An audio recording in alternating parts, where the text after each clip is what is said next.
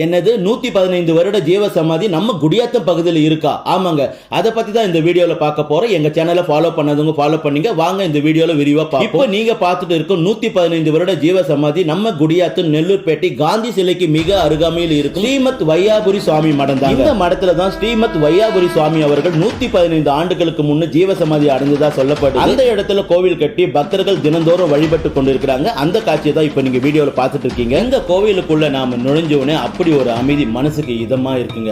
அதனைத் தொடர்ந்து விநாயகர் சிலை இருக்கு, முருகர் சிலை இருக்கு. இப்ப நீங்க வீடியோல பார்த்துட்டு இருக்கிற மூலவரான சிவன் சிலையை பார்த்துட்டு இருக்கீங்க. ஏராளமான பக்தர்கள் இந்த கோவிலுக்கு தினந்தோறும் வந்து தரிசனம் பண்ணிட்டு போறாங்க. அந்த காட்சியை நம்மளால பார்க்க முடியும். இந்த இடத்துல தான் ஸ்ரீமத் வையாபுரி சுவாமி அவர்கள் 115 ஆண்டுகளுக்கு முன் ஜீவ சமாதி அடைந்ததா சொல்ல. இந்த வையாபுரி சுவாமி மடத்தை பத்தி ஏராளமான விஷயங்கள் சொல்லிக்கிட்டே போல, அவ்வளவு விஷயங்கள் இருக்கு. அடுத்ததான் நம்ம கார்மேக சுவாமிகள் சிலையை பார்க்கிறோம், கோயிலோட கோபுரத்தை பார்க்கிறோம். இப்போ ஒரு முக்கியமான விஷயத்தை தான் பார்க்க போறோம். அந்த சிவனே மலர் வடிவில்